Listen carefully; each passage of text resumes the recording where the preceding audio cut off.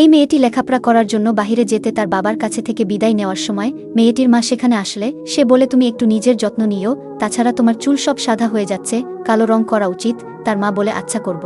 রাস্তায় যেতে ক্ষুধা লাগবে, এসব নিয়ে যাও। তারপরে তারা বাড়ি ফিরতে মেয়েটি তাদের দেখে আর ভাবে আমি জানি সে কখনো এটা করবে না। 1 বছর পরে সে নববর্ষের ছুটিতে বাড়িতে আসতেই তার বাবা বলে তোমার জন্য তোমার মা তোমার পছন্দের খাবার তৈরি করেছে।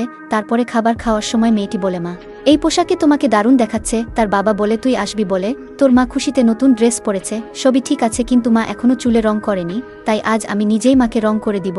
তারপরে সে রং করে দেওয়ার সময় মেয়েটির মা বলে এই বয়সে এসব করা ঠিক হবে আমার। মেয়েটি তখন বলে মা তোমাকে আমি কখনো নিজের যত্ন নিতেই দেখিনি, তাছাড়া পরিষ্কার ও সেজে গেথে থাকলে নিজের মন ভালো থাকে। পরের দিন মেয়েটি কিছু খোঁজার জন্য গেলে সে একটি সুন্দরী মেয়ের ফটো দেখতে পায় এবং তার বাবাকে বলে ইনি কে? তার বাবা বলে এই সুন্দরী মেয়ে অন্য কেউ না, সে তোমার মা, সে এত সুন্দরী। তার বাবা বলে সে আগে দেখতে খুব সুন্দর ছিল, কিন্তু তুমি হওয়ার পরে তোমাকে যত্নে রাখতে সে নিজের যত্নের কথাটাই ভুলে গেছে। মেয়েটির তখন তার মায়ের ভালোবাসাটা বুঝতে পারে এবং পরের দিন তাকে সুন্দর পোশাকও কিনে দেয়। মা শব্দ মানেই যেন ভালোবাসায় ভরা, যা পৃথিবীর কোনো জিনিসের সাথে তুলনা হয় না। ভিডিওটি ভালো লাগলে সাবস্ক্রাইব করতে ভুলবেন না।